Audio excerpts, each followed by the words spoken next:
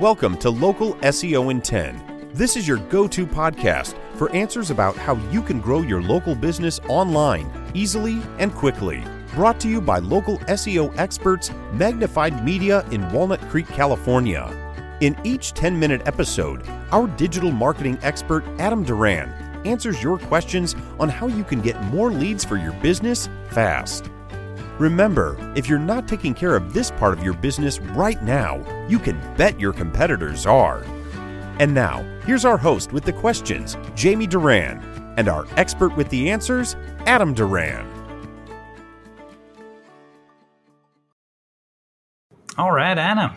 Hello, Jamie. All right, another super fun edition of Local SEO in 10. That's right. Coming at you again.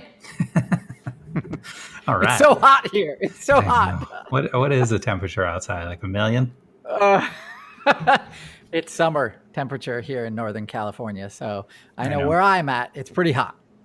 Yeah, I always like to play a game with the kids. Where's hotter, Brentwood or Las Vegas? Or what's hotter, Brentwood or Phoenix? Or Death Valley. Well, definitely Death Valley. Oh, yeah. I don't know. All right. Well, okay. Is that what we're talking about today? Is how hot it is? No, we're going to talk about something even more exciting. This is a question that I get asked multiple times per week. So I wanted to make sure that we started talking about it. And that is how does Google determine your local ranking? How do they determine which businesses to show in that Google 3-pack, the top 3 results there underneath the map? And actually, I wanted to go, this is a pretty broad topic. So today we're going to go only over one of those things. There's 3 main factors to getting into that top 3 of that Google 3-pack. They are relevance, distance, and prominence. And so today we're going to talk about a little bit, I thought we'd go through the relevance part of this and how you can, as a local business, increase your relevance so that way you have a better chance of getting in that Google 3-pack and standing out so your competitors are a distant 3rd or 4th or 5th. Great. I'm taking notes. Okay. So first thing you want to do is you want to make sure that you're choosing the right category for your Google listing, your Google My Business listing. The right category means, so if you're a real estate agency, for example, you have a big agency with multiple agents there, you don't want to choose the category real estate agent. You want to choose the category real estate agency. Why is that? Why do you think? One's a singular and one's a business or a company. That's right. And what happens if so at that agency, you have 10, 15 agents working for you. They all have their own Google My Business listing. And when they do, if you're all listed as agent, you're going to cancel each other out. And that means that could be really bad for your listing. So you want to make sure when you're choosing your Google category, your main one, you're choosing correctly. So I know if you're a lawyer, for example, you have most likely a specialty. So Google allows you to specialize, meaning if you're a personal injury lawyer, you shouldn't put as your category legal services or law firm. You want to choose personal injury attorney. The reason we do that is because definitely competition. And once we start creating content for your Google listing and for your website, that will help your authority for that category. So that's really, really important that you choose the correct category. So I can give a bunch more examples. Do you want more examples? I think it's pretty basic, but yeah. Well, I know we've had, for example, restaurants come to us and they're like, okay, our category is restaurant.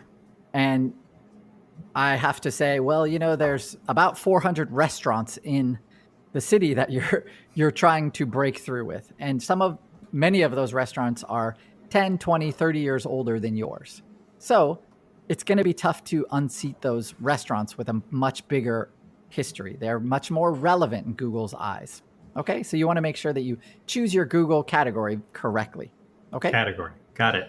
Yeah, that also connects with the searcher's intent. That's the way people are searching for your business. So for example, if you're a business coach, there is no category on Google for business coach. There is a category for business consultant. So you choose business consultant. And then once you do that on your website, you use the words business coach many times together with the words business consultant. So you have that as your main H1 tag, for example, on your page, which is the main words on your page. And under that, you say in H2, business coach, time coach, not life coach, but business coach. They're very different. In case you didn't know. Sorry, I don't want to make either one of those coaches angry at me. Well, and as you always like to say, Google is very easily confused. It likes consistency. Right. And so how does that come together if your category is consultant and you put in your website coach? Wouldn't you want to put consultant so you're consistent? Yeah, you would, of course. But you have to work within the parameters that we have. And so if your main category is not one of Google's categories, if your main business, what you want to do is kind of take that main category and subvert it a little, move that definition a little to include you. And the most important is, what are people using, or what do you think people would be using to find your business? So one way you can do that is you can go to Google Ads. Just type in Google Ads. You're going to have to open up an account there. It's free. And then once you do that, you can enter into a Google keyword search for your business. And you can just type away. Google will give you a lot of great information about what keywords you're going to need to use to build your website and to increase your ranking for those terms that you want to be ranked for. So wouldn't you also want to contact Google and see about, I know you're laughing, but contacting Google about adding that category? Sorry, I had to say, yes, you definitely can do that. In the meantime, do this and then you will succeed. Okay, and then the next thing that I wanted to talk about is optimizing your Google My Business listing. So when we say optimize, what we're really meaning is filling out everything. So on your Google My Business listing, you have a ton of places. We've gone through a bunch of them before, your questions and answers, your services. When you log into your dashboard, you'll see on the left-hand side, there's a bunch of different things you can put into there, like your Google My Business website, your services, like I said before. You want to make sure that all of those products, everything, that you filled out as much about your business as possible. That's what we mean by optimizing your listing. Make sense? Oh, yeah. Yeah. Okay. So it's in those areas you want to put your keywords. Remember, we want to key on to what people are using or would be using to find your business. So you want to make sure that all of those places are full of those keywords you got from the keyword planner from Google AdWords to make sure that you are rising in the ranks. Got it. Okay. Got it. All right. Any questions so far? I've answered them. Or you've answered them. So go ahead. All right. Then one really weird one. Okay. And that is this. We know that Google prioritizes businesses that are closer to the city center as opposed to businesses that are kind of out in the boondocks, right? So you want to realize that when you're building your business, if you have a choice, downtown businesses just naturally get more relevancy, more authority. So that can help. And that can definitely put a competitor over you. So to fight that, if you're outside of that area, you want to be building content, you want to be optimizing your listing, you want to be making sure that your website has a lot of those keywords, you want to make sure that your category is chosen correctly, as well as your subcategories. Okay. Final words here.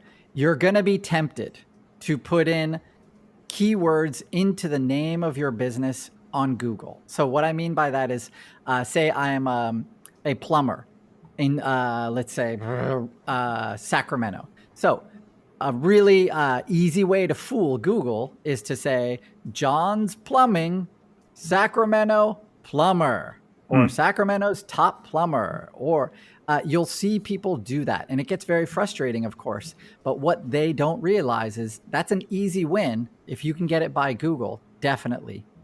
But if that's not your real name, Google can take you off of, they can suspend your listing at any time.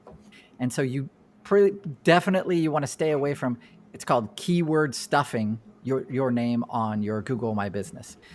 You can get away with it. Maybe you've seen that happen, but if it's not the name of the business, if it's not the real name of the business, then they're going to get taken off eventually, right?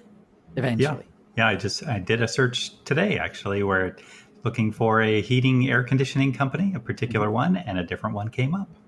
Yeah, it can be really frustrating because that is a ranking signal. So if you are, Seattle's best AC HVAC co, if that's the name of your company, you are killing it on Google. If that's not, you can expect your business and your that listing that you've built, put all this work into, to be suspended at any moment. And they're definitely, when your competitors see that, they're reporting it to Google. So it's gonna happen. So I know it's really, really tempting. Don't do it. Just don't. Don't, unless it's the name of your business. And when I say that, it has to be the proper name of your business on your website, on your logo. So we should change our business name to World or Universe's Best, whatever. Yes. If you think people type in, I want the universe's best HVAC plumber, HVAC taco. And plumber. Universal taco. How about that? That's okay too. All right. Ooh, that'd be, So where's that at? All right. I'm going to start searching for that. The Great. universe's best taco. All right. Let's all Anything stop else? there. Imagine I was just taking a break to imagine the universe's best taco. All right. Okay, that's all I got for today.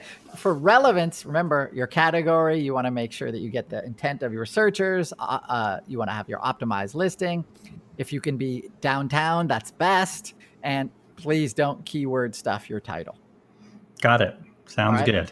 All those it's 1/3 or more of how Google determines local ranking. Very good. All right. That's all I got for today. Okay, so make sure, listeners, to share this podcast out. If you know someone that is, they're frantically on the phone every day calling for business, wouldn't it be better if the business came to them? And they can definitely do that with local SEO intent. So definitely share this. So they'll be thanking you. And then make sure to rate and review this podcast. So it gets higher in the rankings so we can reach more people and help more businesses. Yep. That's it, everybody. Have a great week. That's all for now. Thanks for listening to this episode of Local SEO in 10 with Google local marketing expert Adam Duran. Join us each week for answers to your questions on how to best harness the power of the internet to grow your business. Speaking of questions, got some? Message us through our Facebook page, Local SEO in 10, and we'll be sure to give you your answer on an upcoming episode.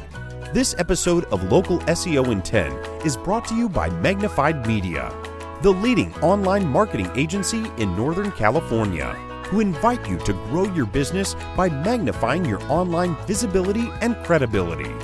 Visit them on the web at www.magnifiedmedia.com. Magnify your business, magnify your profits.